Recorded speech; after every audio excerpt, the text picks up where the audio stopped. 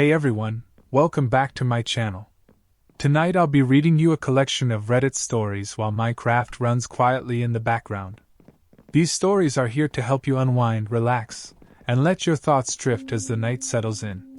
Whether you're getting ready to fall asleep, or just want something calm to listen to, this is your safe space to slow down.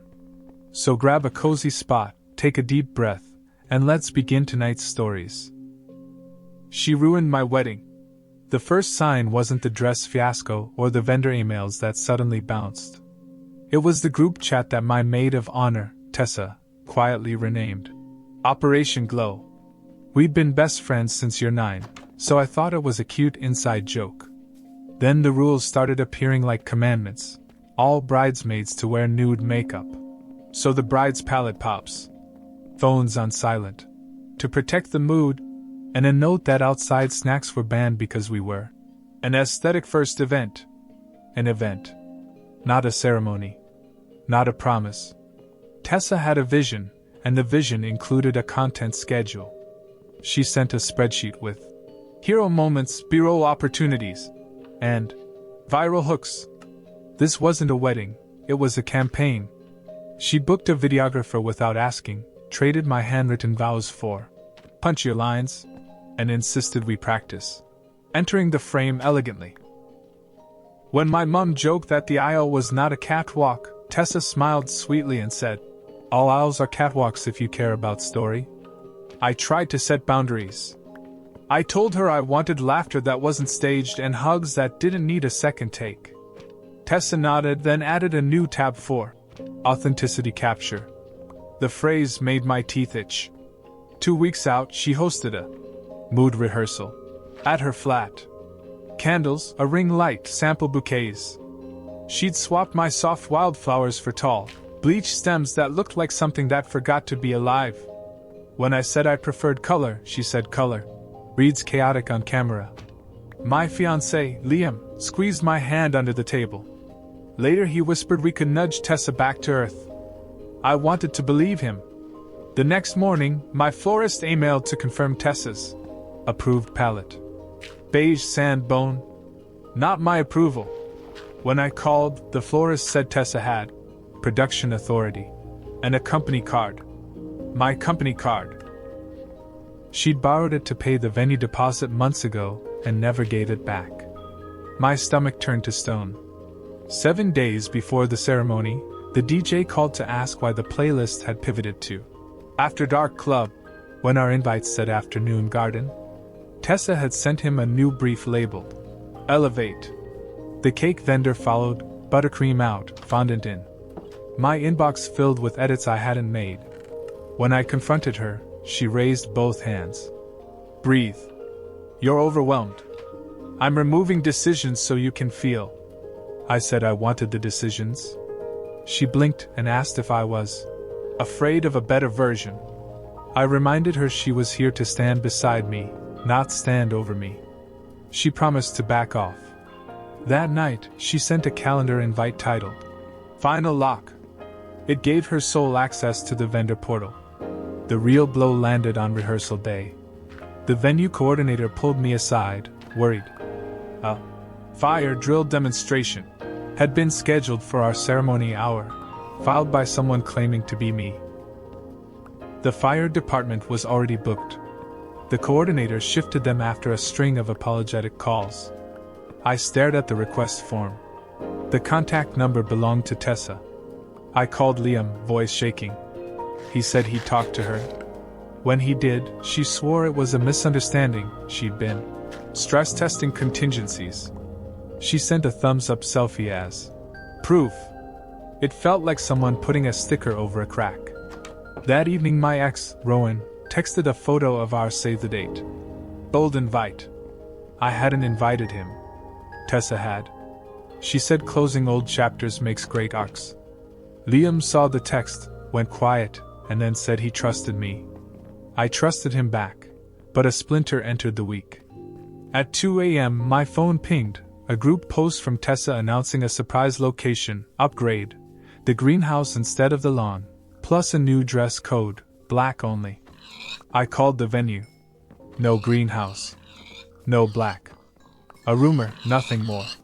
Still, the message spread faster than the correction. I lay awake as the wedding creaked like a ship taking on water. Morning felt thin, like air after a storm not yet broke. Wedding morning was bright and ordinary. I made tea with Mom and decided, no more production. I texted the group that the plan was the plan: original colors, original vows, lawn ceremony, phones away except for the official photographer. Tessa replied with a heart and a camera. I wanted to trust the heart. Then the car. A scenic detour for content had been sent to the driver. We cancelled it. At the venue gate, a van idled with a neon backdrop and fog. Tessa waved like a director and handed bridesmaids black slips, her redesign. The girls looked at me. I shook my head. We put on the dresses we'd chosen months ago. Color returned like oxygen. Then came the vows. She held out cue cards with punchy lines and pause for tears highlighted. I set them aside and pulled my own pages from my pocket. "You're resisting the best version," she whispered, as if excellence were a tunnel. Guests arrived, many in black. We handed out spare shawls. The music began. I stepped into the aisle and saw Liam, open, steady, a lighthouse. Halfway down, a drone rose from behind the arbor. Tessa held the controller, eyes shining. I stopped. "Land it," I said. She hesitated, then tried to sell the moment with a whisper. "Think of the shots." The drone wobbled. Liam lifted a hand, not angry, just done. The venue manager crossed the grass and collected the drone. We reset. Wind moved the trees. Birds did not care. We finished the ceremony without her. The vows were imperfect and true. After the kiss, I walked to Tessa. I told her I loved the friend from year 9 and couldn't recognize the producer in front of me. I asked her to hand over the cards, the logins, the spare keys, and to sit as a guest or go home. She chose home, saying I'd thrown away a legacy piece. The reception felt lighter without her gravity. It felt like us.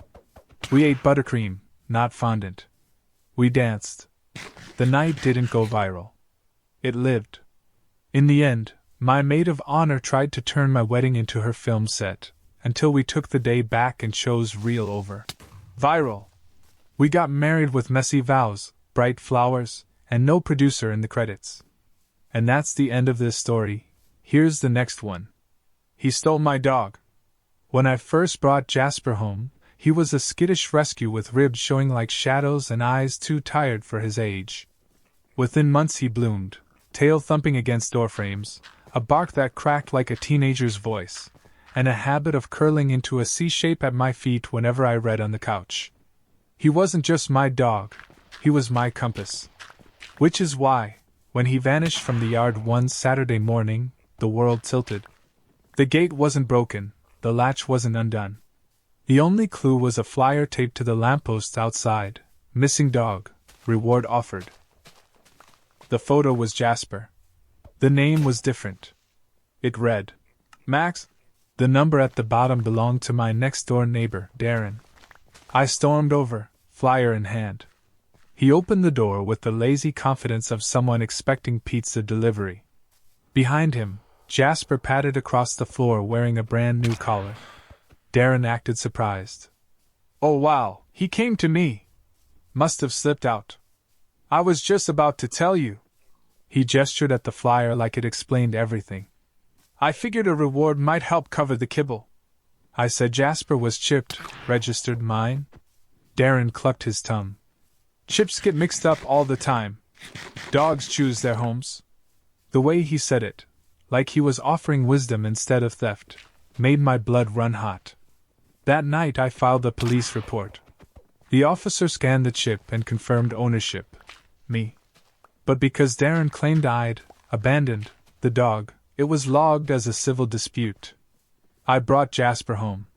By morning, another flyer appeared. Darren had doubled the reward.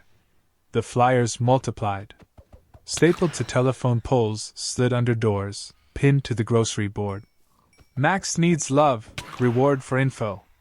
Neighbors started asking if I was fostering, if maybe Darren had adoption rights. The smear campaign was working. Jasper, oblivious, just wanted belly rubs. I caught Darren walking him once, my leash in his hand, as if reality had bent to his script. I demanded he let go. He said, "Why don't we ask the dog? Max, who do you want?" Jasper wagged at both of us, torn between treats and trust. Darren smirked. "See? He's confused." I doubled down. Vet bills, photos, adoption papers, all stacked in a folder. I gave copies to the landlord when Darren complained I was trespassing by keeping my own dog indoors. The landlord shrugged but hinted maybe I should work it out neighborly. Translation: stop bothering him. Then came the Facebook post. Darren uploaded a slideshow of Jasper, captioned, "Reunited at last." He'd stolen photos from my old Instagram, cropped out the parts of my living room. Hundreds of likes. Sympathy comments. Offers to donate to Max's care. My stomach churned as the narrative twisted. The breaking point was the vet appointment. Jasper needed boosters. I showed up to find Darren already in the waiting room, claiming he was Dad. The receptionist glanced between us, frozen. I shoved the paperwork across the counter and pointed to the chipscan log. Darren muttered about technical errors and left. My hands shook as I signed the forms. That night, a note slipped under my door. "Max will come home eventually. Stop fighting it." I stopped playing defense. I called the microchip company directly, had them flag Jasper as stolen if anyone else tried to register him. I reported Darren's flyers as fraudulent. I documented everything: dates, witnesses, screenshots. The folder grew thick. Finally, I hired a lawyer. Small claims court. I didn't want money. I wanted a judge to stamp reality onto paper. The day of the hearing, Darren showed up in a suit 2 sizes too big, clutching a stack of flyers like holy scripture. He argued Jasper had spiritually bonded with him, and that neighbors' sympathy proved communal ownership. The judge raised an eyebrow, scanned the chip documentation, and asked one question. "Who paid the adoption fee?" I slid the receipt forward. Darren had nothing. The ruling was immediate. Jasper was mine, permanently. Darren was ordered to pay my legal fees and cease claiming ownership. He left the courtroom red-faced, muttering about conspiracies. The neighborhood took a while to catch up. Some still whispered, unsure of whose story to believe. But over time, as Jasper trotted faithfully by my side, the narrative shifted back. Flyers stopped. Facebook posts vanished. Darren avoided eye contact. At home, Jasper curled into his usual C shape against my feet. The storm had passed, leaving only the quiet certainty of belonging. He wasn't Max. He wasn't a community project. He was my dog. In the end, my neighbor tried to rewrite reality, acting like my rescue was his prize. But proof outlasted flyers, and love outlasted lies. Jasper stayed where he belonged. And that's the end of this story. Here's the next one. My boss trapped me. The job was supposed to be easy: front desk at a boutique gym, answer phones, hand out towels, swipe cards. The pay wasn't great, but I needed rent money, and the boss, Mr. Gray, sold himself as a mentor. He said things like, "I don't just hire employees, I grow family." At first, I thought it was cheesy. Then I realized he meant it. Literally. On my first week, I noticed the office door had no handle on the inside. Mr. Gray always closed it behind him when we had one-on-ones. He'd lecture about hustle, about loyalty, about staying till the job is truly done. One night I glanced at the clock, past 10 p.m. The gym had closed at 8. I stood up to leave, but the door was locked from the outside. I knocked. He opened it with a smile. "Good employees don't watch the clock," he said. I told myself it was a fluke. But it happened again. And again. I started keeping track. Every shift stretched longer than scheduled, every exit delayed by some new training. The strangest moment came when a delivery guy showed up with a crate of branded energy drinks. Mr. Gray handed me a box cutter and said, "This is the test. Open it fast enough, and maybe you'll be worth a promotion." I sliced it open. He nodded, satisfied, then locked the office again. I sat there surrounded by cans, wondering how I'd gone from part-time receptionist to captive prop. One night, after nearly 12 hours inside, I texted a friend under the desk. She drove over, pounded on the front door until he finally let me go. His excuse? "I didn't realize the time. You should have spoken up." But when I looked him in the eye, I saw it wasn't forgetfulness. It was control. I tried setting boundaries. I told him I had evening classes, family obligations, deadlines. He nodded sympathetically, then tossed me keys at closing time and say, "Just 20 more minutes." 20 became 60. 60 became 3 hours. The office door clicked shut behind me every time. The breaking point came on a Saturday. The schedule said 9 to 3. At 2:45 I grabbed my bag. Mr. Gray appeared in the doorway. "Biggest day of the month," he said. "We're not leaving until it shines." I laughed nervously, thinking he meant the lobby. He meant the entire gym. Every treadmill, every mat, every locker. He handed me rags and disinfectant. Then he locked the doors. By midnight my hands were raw, my eyes stinging from cleaner. He paced the floor like a general.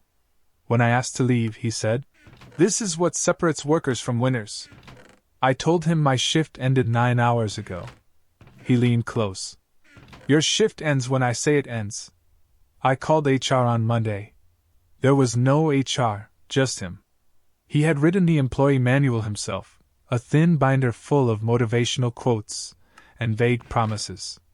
I felt trapped between needing the paycheck and knowing I was being used. That week, I hid a spare key in my shoe. I wasn't going to be locked in again. The final straw snapped on a Wednesday. I had an interview lined up elsewhere, so I told him I'd be leaving at noon sharp. He smiled too wide and said, "Of course. We'll make sure you shine on your last hours." At 11:50, he called me into the office. Door shut. Lock turned. He launched into one of his endless speeches about grit and loyalty. I stared at the clock, heart pounding. At 12:05, I stood up and walked straight past him. He tried to block me. I pulled the spare key from my shoe, unlocked the door, and left. His face was pale, like he'd seen a ghost walk through walls. The interview went fine. I told them, honestly, that I was looking for a place where my time meant something. They offered me the job that same week.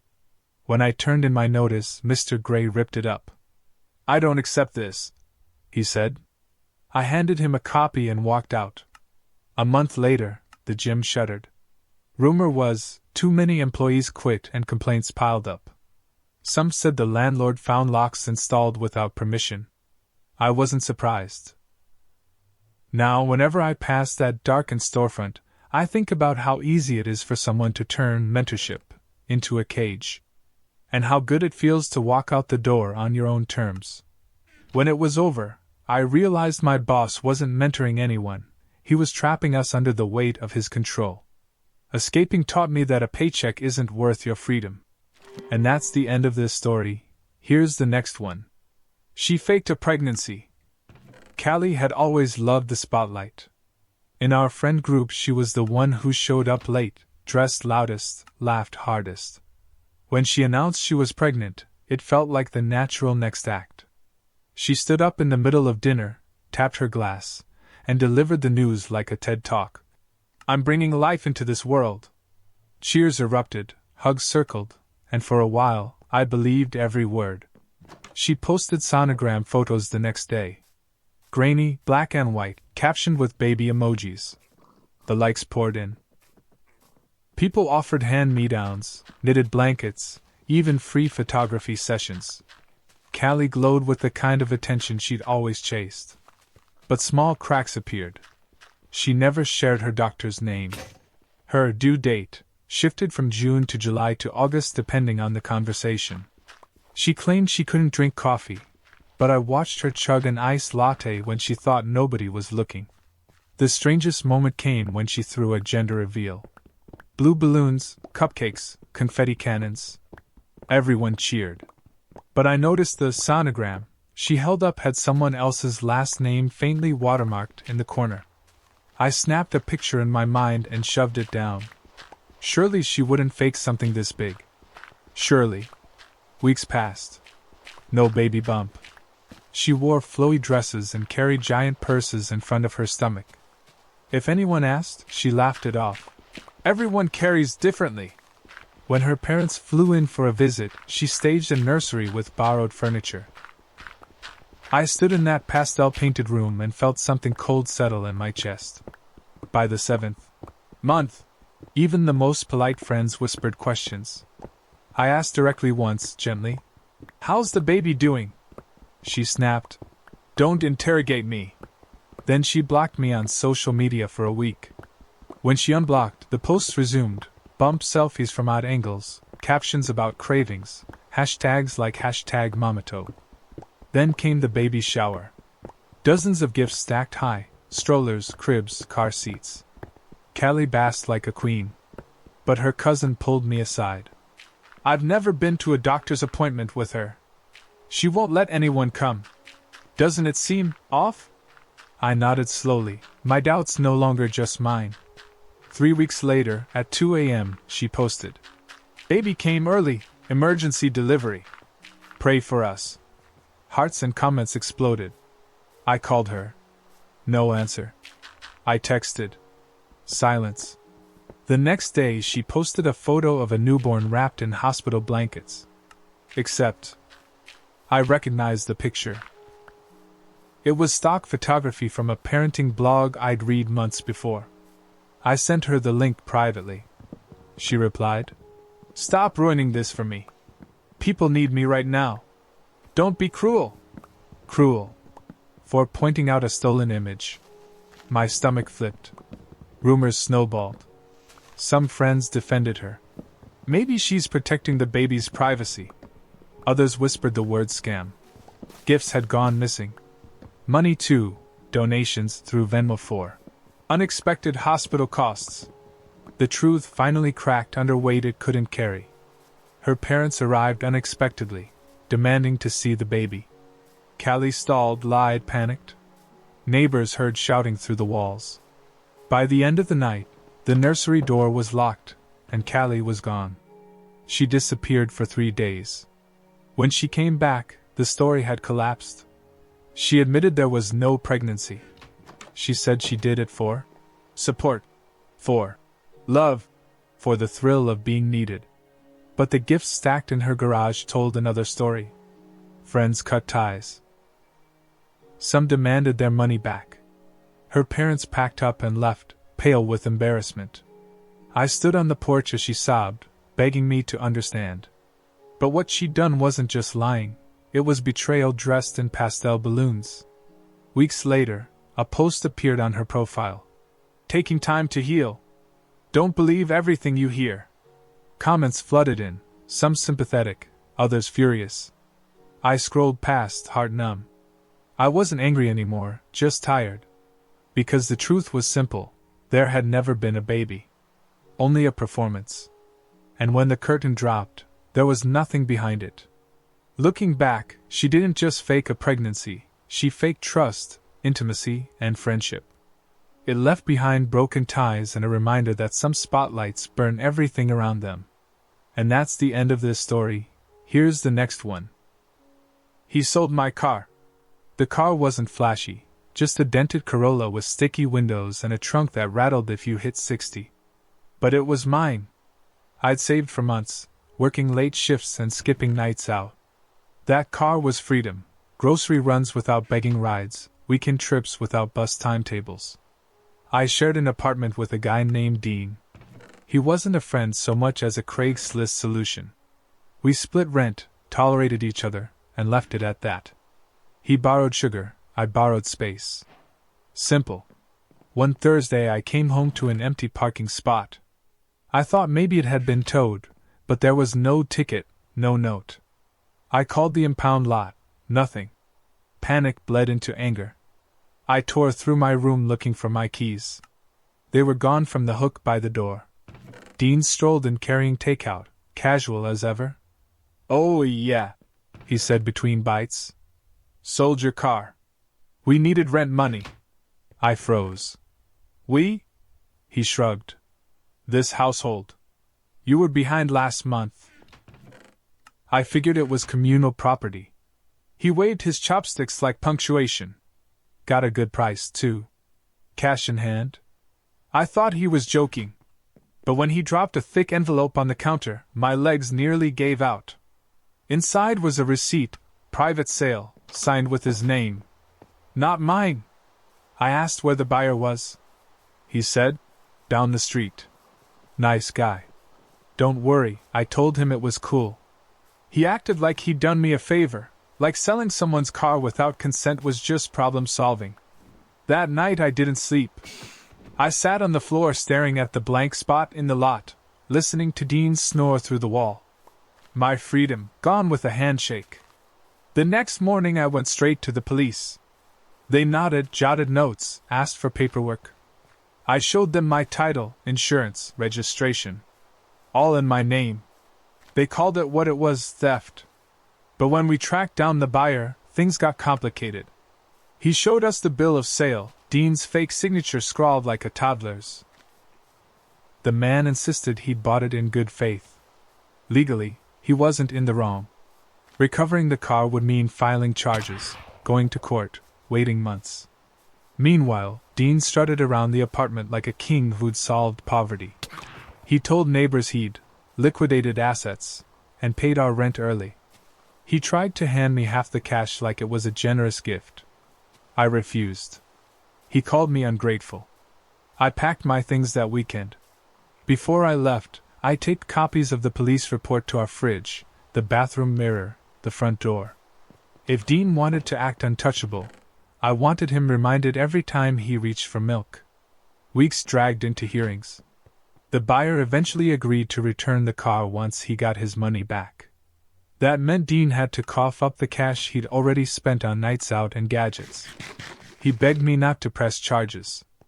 I told him it wasn't my decision anymore. Watching him squirm in that courtroom felt surreal. The same guy who'd sold my car with a shrug now pleaded like a kid caught stealing candy. Eventually the judge ruled, the sale was invalid, the car legally mine. The buyer got his refund from Dean, who scraped together every penny he could find.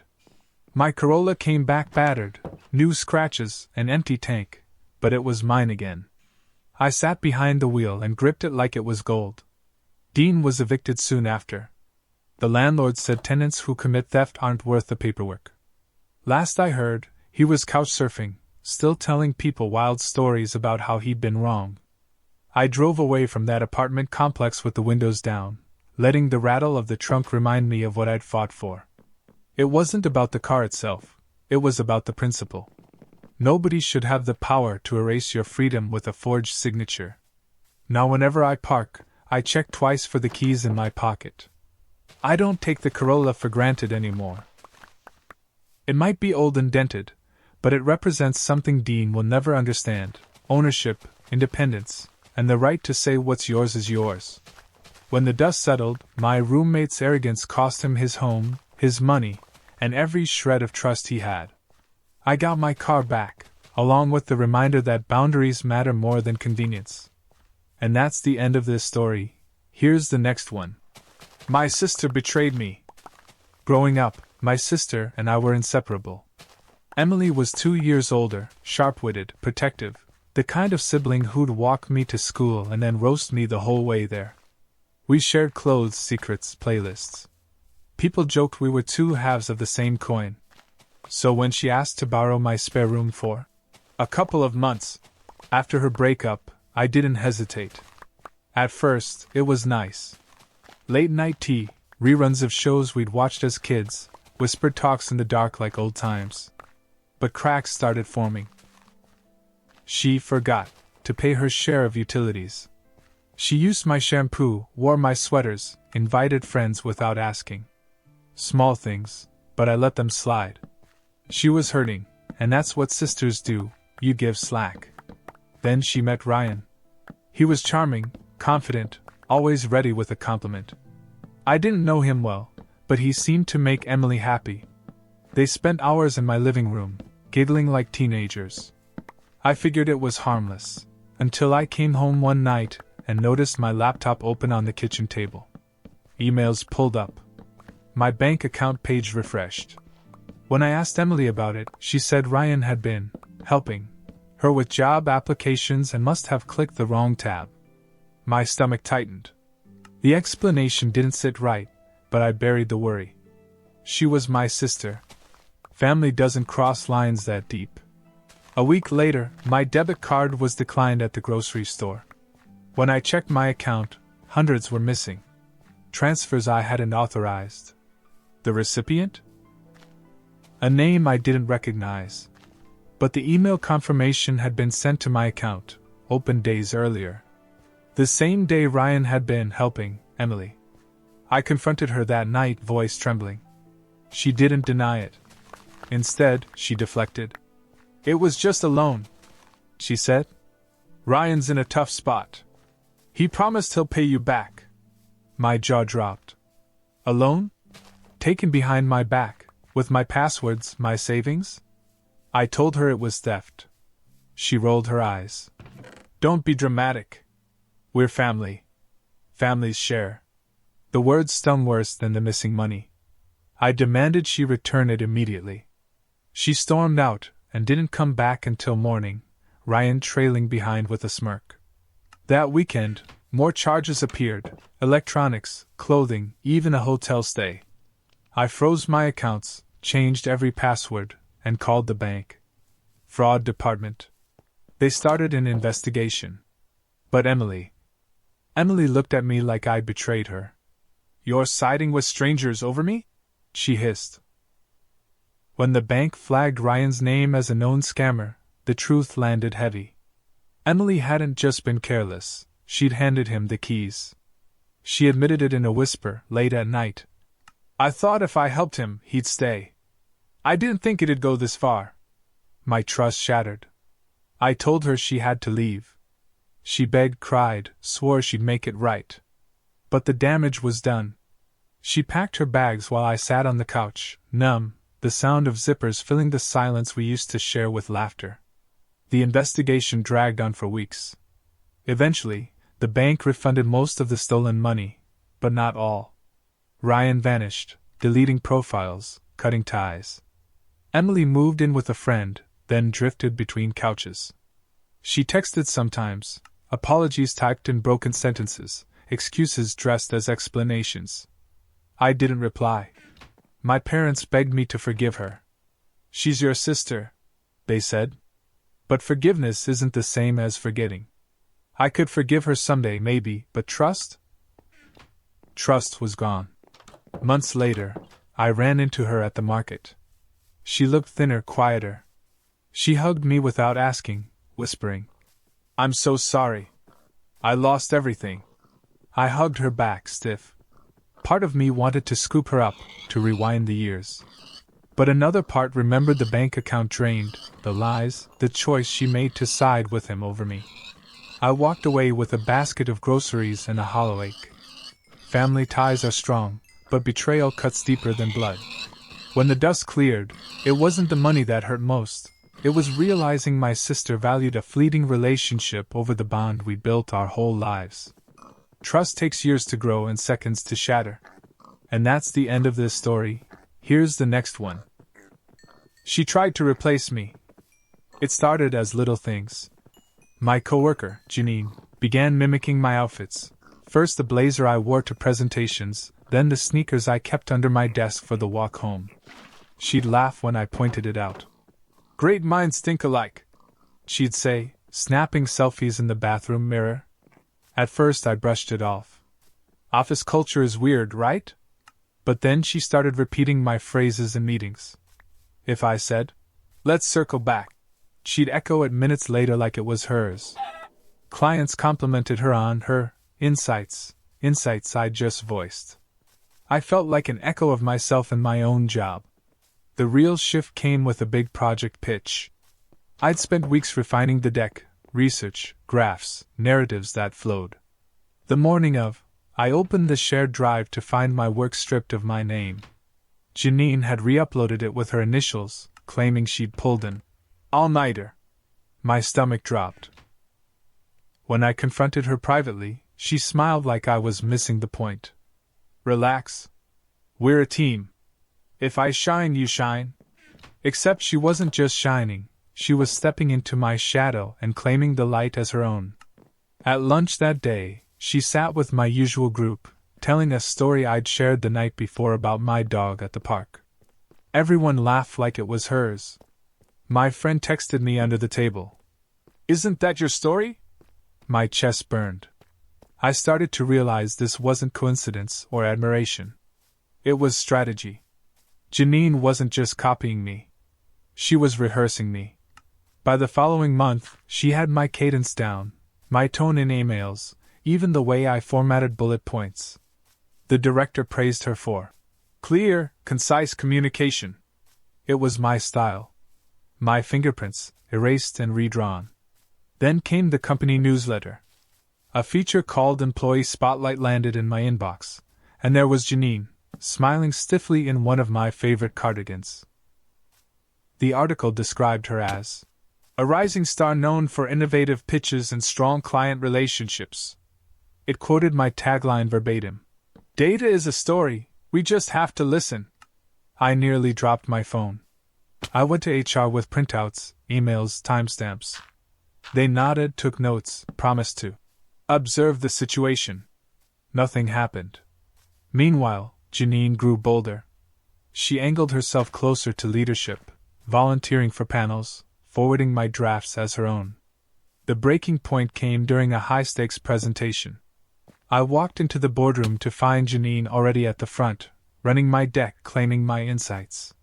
My name wasn't mentioned once. The VP clapped, impressed, and asked how she came up with her ideas. She smiled. "They just come to me." I felt invisible, erased in real time. When I raised my hand to add context, she cut me off.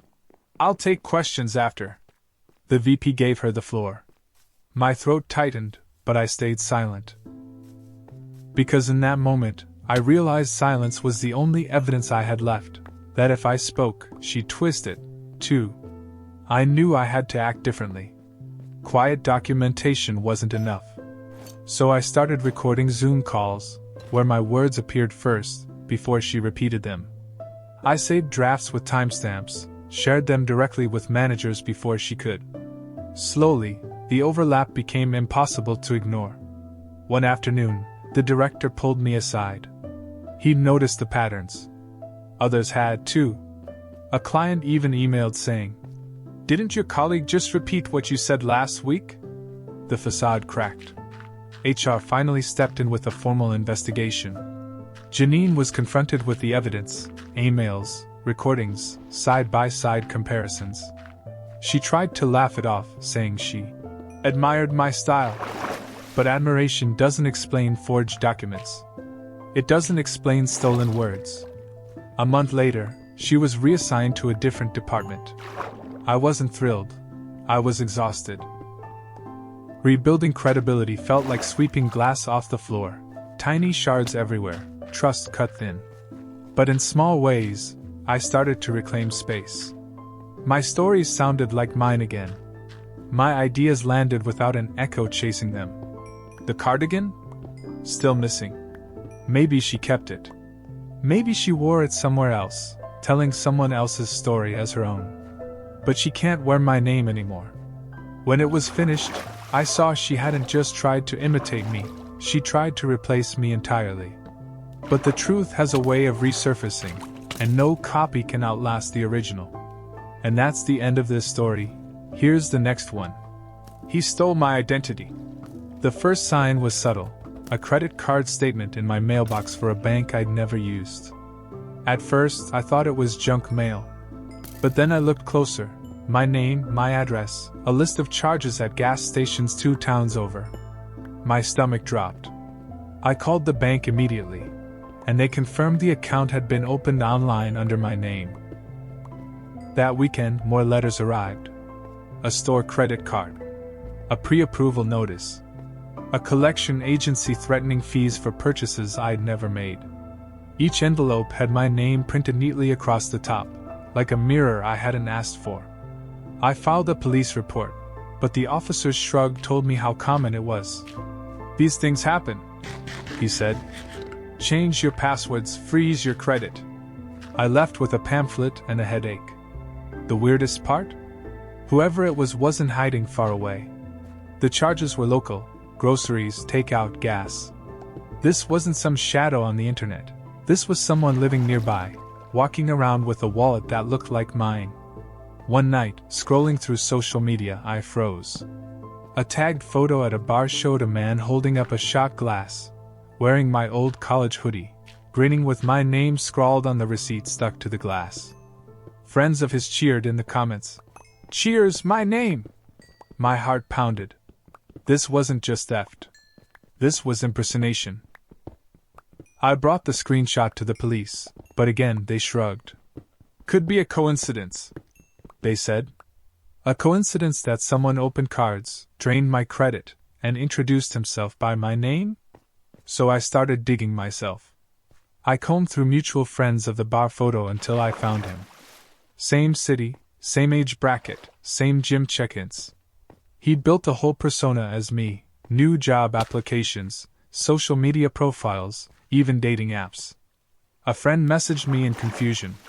"Didn't we match on Hinge yesterday? Your bio said you're a mechanic." I'm not. I've never held a wrench in my life. I called one of the banks and begged for details. They wouldn't give much, but one address slipped through, the mailing address he'd used on an account. It was 3 blocks from my apartment. Curiosity battled fear, but I walked past one evening. Through the window I saw him, my height, my hoodie, my name shouted by roommates like a nickname.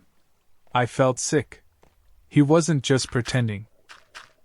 He was living my life in parallel, while I sat at home shredding fraudulent bills. I called the fraud hotline again. This time, I escalated, demanded a case manager. They froze the accounts. But the damage had already been done. My credit score cratered. Employers flagged me as unreliable because he'd skipped out on debts under my name. My reputation was bleeding in places I couldn't see. The breakthrough came when he got greedy. He applied for a car loan using my details. The dealership called the number on file, mine, to confirm. I drove straight there, folder in hand, police report, credit freeze documents, screenshots. When he showed up, smiling with my name on his lips, security pulled him aside. His real name wasn't even close to mine. He'd found an old ID of mine I'd lost years ago and built a life from it, piece by piece. The police finally had enough to act. He was arrested for fraud, identity theft, and forgery. Sitting in that dealership, watching him protest, "I am who I say I am," was like staring into a cracked mirror. For months, he'd been living in my skin, and for months, I'd been shrinking into shadows trying to reclaim it. It took nearly a year to repair the damage. Credit agencies, banks, employers, all had to be reminded that I was me. Some scars remain, a flag note in my financial record, a lingering unease every time I swipe my card. But at least the mirror is whole again. My name is mine. My life is mine. And the man who tried to wear them both like a costume sits behind bars, stripped of the identity he stole. Looking back, it wasn't just the stolen money that haunted me. It was the feeling of being erased while someone else walked around wearing my name. Reclaiming myself was the hardest fight I've ever had. And that's the end of this story. Here's the next one. My landlord locked me in. When I signed the lease, the landlord, Mr. Hughes, seemed harmless. A bit strict, a bit nosy, but nothing unusual. He bragged about keeping a close eye on his tenants. I thought it meant mowing the lawn too often or nitpicking trash day. I had no idea it meant something darker. The first odd moment came one Friday night. I returned from work, turned my key in the front door, and it wouldn't budge. Panic prickled until I realized the deadbolt had been locked from the outside. I banged until Hughes shuffled over from his porch. He smiled like nothing was wrong and said, "House rules. Quiet hours after 10. Keeps you inside, keeps the neighbors happy." I laughed nervously. He didn't. He unlocked the bolt with a heavy keychain and waved me inside. I told myself it was a mistake, a misunderstanding. But when I tried leaving early for work the next morning, the door wouldn't open again. This time, Hughes strolled up with coffee in hand. "Too early to be stomping around. Don't want complaints." I felt my throat close. This wasn't noise control. This was control, period. That weekend I tested it. At 9:55 p.m., the lock clicked from outside. I crouched by the window and saw Hughes pocketing his keys like a jailer. My stomach turned cold. I wasn't renting a home. I was renting a cell. I started documenting. Photos of the lock engaged from the outside, timestamps of when I couldn't get out. I texted friends frantically at night. "Locked in again." They thought I was exaggerating until I sent videos. When I confronted Hughes, he shrugged. "Safety protocol. Don't want strangers wandering in while you're asleep." I pointed out the obvious. Locking me inside was the opposite of safe. He dismissed it. "You're young. You don't understand liability." One night I missed a midnight pharmacy run because I couldn't get the door open. My prescription waited behind glass while Hughes slept soundly across the street. Rage boiled in my chest.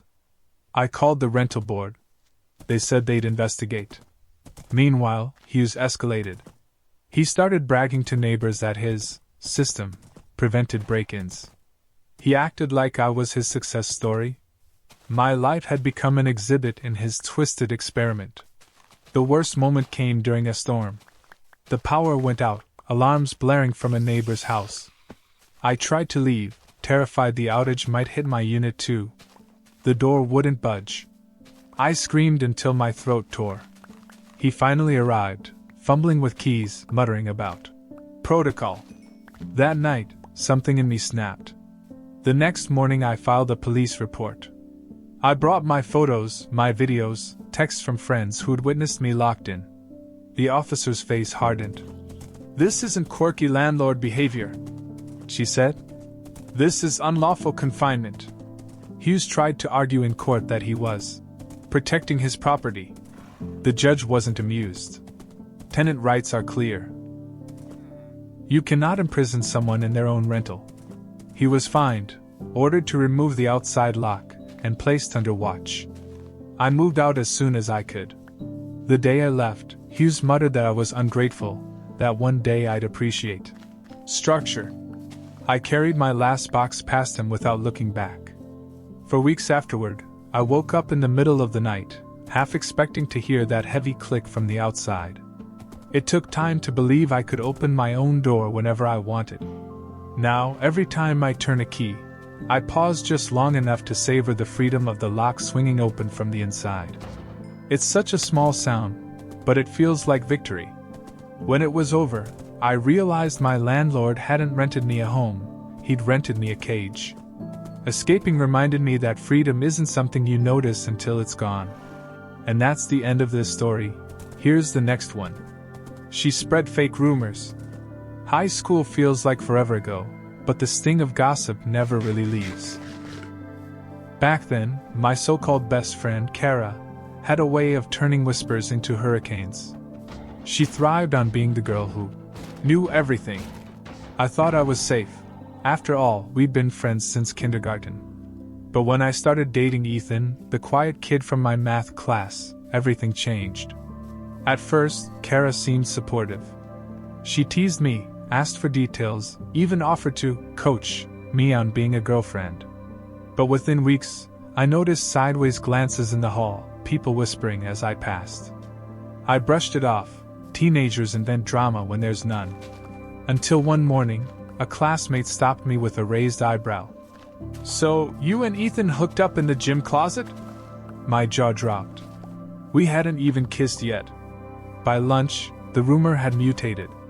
Apparently, I'd ditched Kara for Ethan, lied to teachers to sneak out, and was obsessed with him to the point of following him home. None of it was true. I cornered Kara, asking where it came from. She looked innocent, wide-eyed. "People talk," she said. I just listened. But I knew her smile too well. It was the one she wore when she pulled strings. The next day, Ethan barely met my eyes. The rumors had reached him. I tried to explain, but he mumbled something about not wanting drama and walked away. My cheeks burned with humiliation, but under it all was rage. Someone I trusted had twisted my life into her entertainment. I decided to test her. That weekend I accidentally let slip a fake secret, that I was applying to transfer schools out of state. I told no one else. By Monday, 3 classmates asked when I was moving. Kara had spread it within hours. Proof undeniable. The rumors escalated. Suddenly I was pregnant, then failing every class, then cheating on Ethan with a teacher. Each lie more outlandish than the last. Teachers pulled me aside with awkward concern. My parents fielded calls from relatives who'd heard things. Every corner of my life was infected with Kara's poison. One afternoon, I walked into the library and caught her mid-story. She was telling a group that I'd forged detention slips to skip classes. My heart hammered as I interrupted. "Funny, Kara, since I'm right here. Want to show them the proof?" Her face flickered, but she smoothed it into a smile. "I'm just worried about you," she said sweetly. The others shifted uncomfortably. For the first time, doubt crept into their eyes. I started carrying a notebook, writing down every rumor, every date, every witness. I gathered screenshots of texts, photos of her notes, passed in class. By the end of the month, I had a file thick enough to bury her stories. The turning point came at a student council meeting. Kara ran for secretary, standing at the podium with her trademark smile.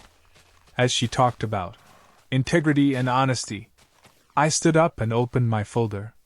Calmly, I read aloud the rumors she'd spread, the people who'd heard them, the lies she'd invented about me. Murmurs rippled through the room. Teachers leaned forward. Classmates shifted uncomfortably. Kara tried to laugh it off. "She's exaggerating, she's bitter, she can't handle a little fun."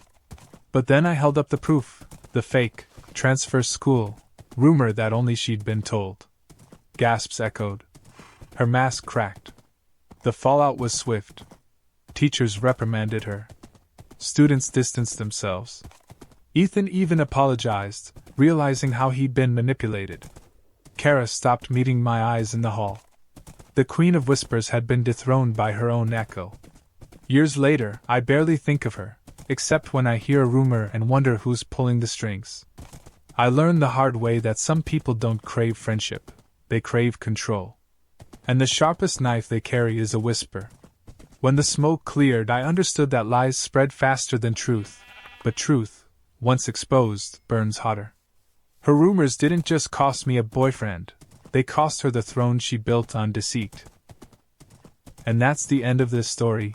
Here's the next one. He drained my bank account.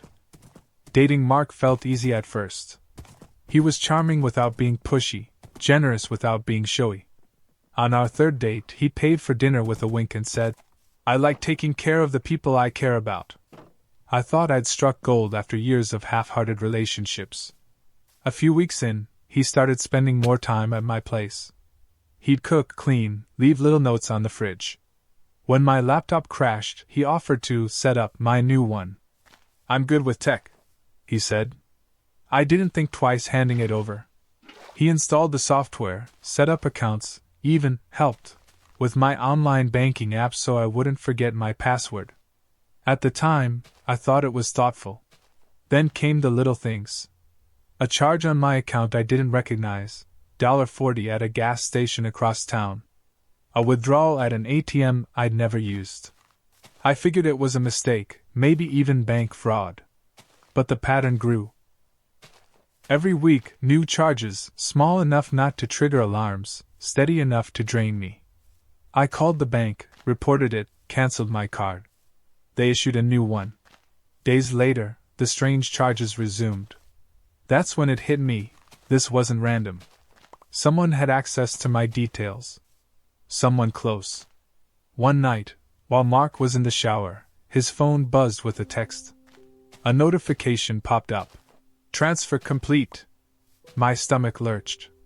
I opened my banking app. Another $200 gone. And in my recent devices log, there it was, his laptop. My hands shook as I confronted him. Why is your computer logged into my bank? His expression didn't flicker. He just shrugged. We're together. What's mine is yours, right? I felt heat rise in my chest. That's not how money works. You've been stealing from me. He laughed, a low sound that made my skin crawl. Stealing? You're overreacting. I only took small amounts. I figured you wouldn't notice. Besides, I've done so much for you. It's balance. Balance. As if affection was a ledger he could cash out at will. I told him to leave.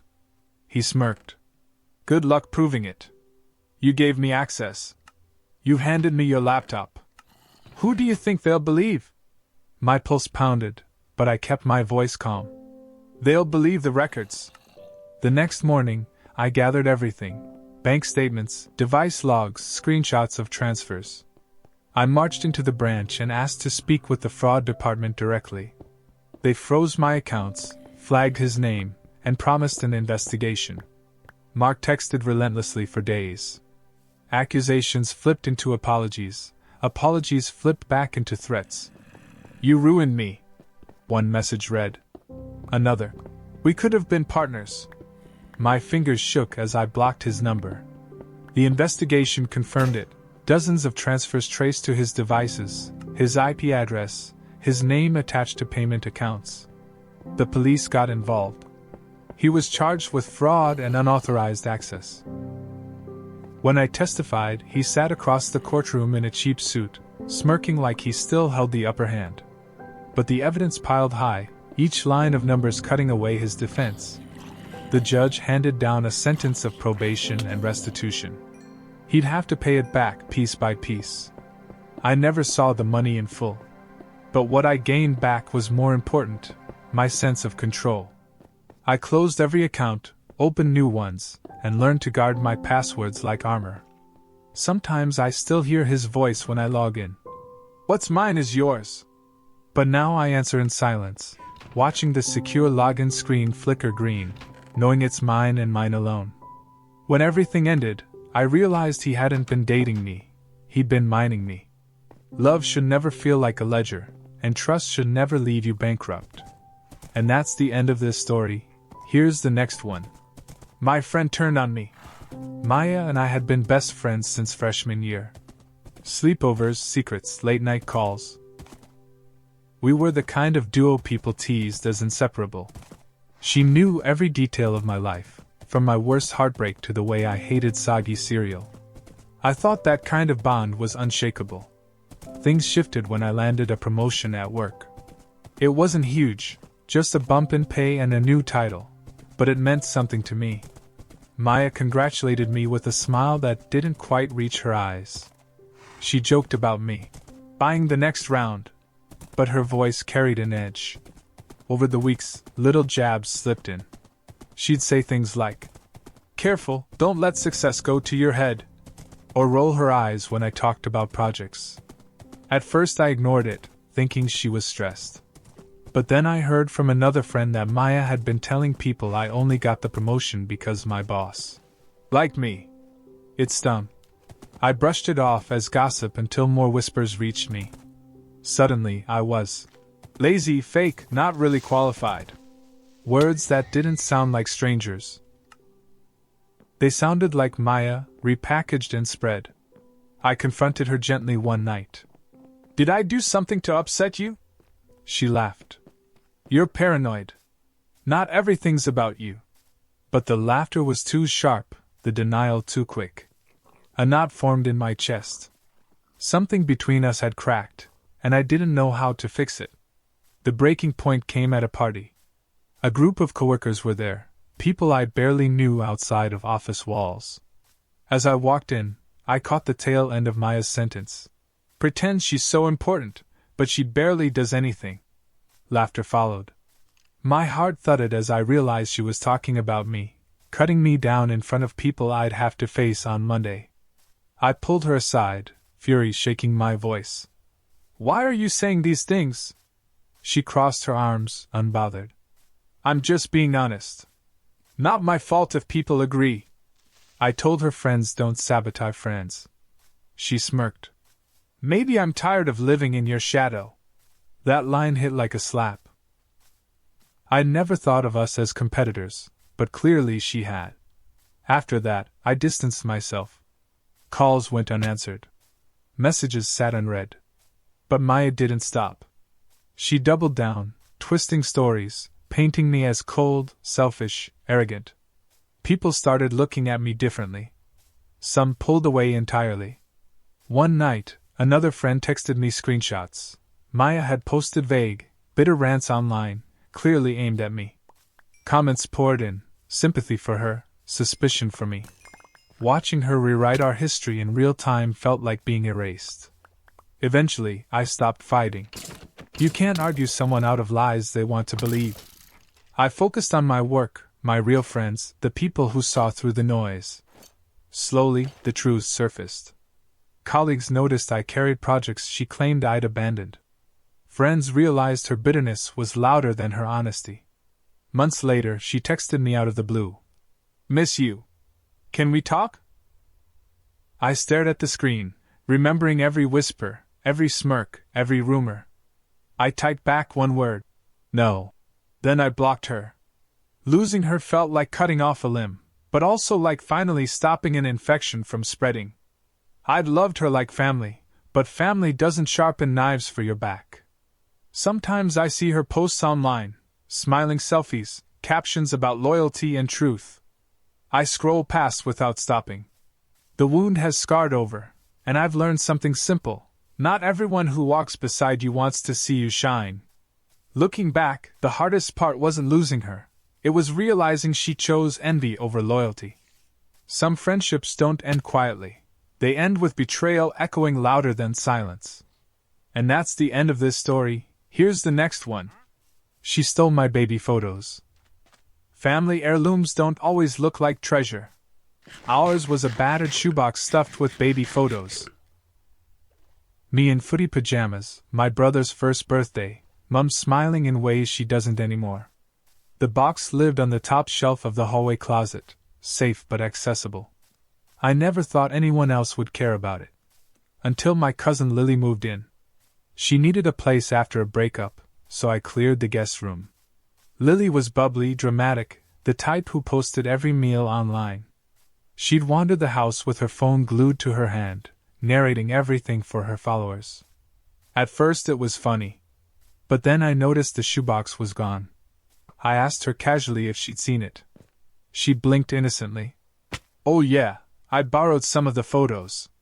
They're so cute. Great for content. Content.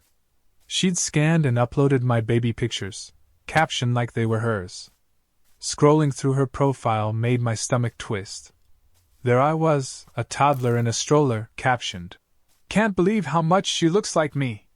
There was my brother labeled, "My baby boy, growing up so fast." Dozens of comments poured in, friends cooing, family members confused. Lily basked in it. When I confronted her, she shrugged. It's not a big deal. We're family. They're basically my memories too. My voice shook as I told her they weren't. They were mine. She rolled her eyes and said, "You're overreacting. Everyone shares photos. But sharing is one thing. Stealing is another." I begged her to take them down. She refused. They get the most engagement. She admitted, like it was a business strategy. She'd even printed some, framing them on her nightstand as if she'd lived those moments. Then relatives started calling. An aunt congratulated her on finally opening up about her childhood. My grandmother asked why Lily had my baby blanket draped over her bed in a photo. I felt like my history was being rewritten in real time. The breaking point came when Lily announced an online throwback project. She posted a collage of photos. My first steps, my first haircut, my brother's first day of school. She wrote a long caption about overcoming childhood struggles, painting herself as the baby in the pictures. The comments were full of sympathy and admiration. My blood boiled. I stormed into her room and grabbed the shoebox. She lunged for it, screaming that I was ruining her brand. I clutched it to my chest, heart pounding. "These aren't props," I said. "They're my life." She glared, phone in hand, threatening to tell her followers I'd turned on her. I told her to go ahead. For the first time, she looked scared, not of me, but of losing her audience. The next day, I reported her accounts for impersonation and unauthorized use of personal content. Screenshots, proof, the whole trail. Platforms took them down one by one. She raged, accusing me of jealousy. But I didn't feel jealous. I felt exhausted. I told her she had to move out. She begged, bargained, promised she'd stop. But trust doesn't grow back once it's ripped out. She packed her bags, muttering about betrayal, irony thick in the air. I put the shoebox back on the closet shelf, higher this time. 4 days I'd check, just to make sure it was still there. Each photo felt heavier now, not just paper but proof that my past belonged to me. Sometimes I wonder why she did it, if she hated her own childhood, or if she just wanted attention so badly she'd steal someone else's. But I've stopped trying to understand. Some things don't need understanding. They need boundaries. Now, when I flip through those photos, I see more than baby faces. I see a reminder, my memories are mine. And no one, not even family, has the right to rewrite them. When all was said and done, she didn't just steal pictures, she tried to steal my history. But the past can't be borrowed, branded, or staged. It belongs only to the ones who lived it.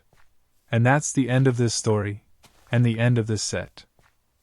Thanks for spending your time here tonight and listening to these Reddit stories. I hope they helped you relax and gave you a moment to slow down. If you enjoyed this video, don't forget to subscribe. It really helps me keep making more of these for you. Wishing you a peaceful night, and I'll see you in the next one.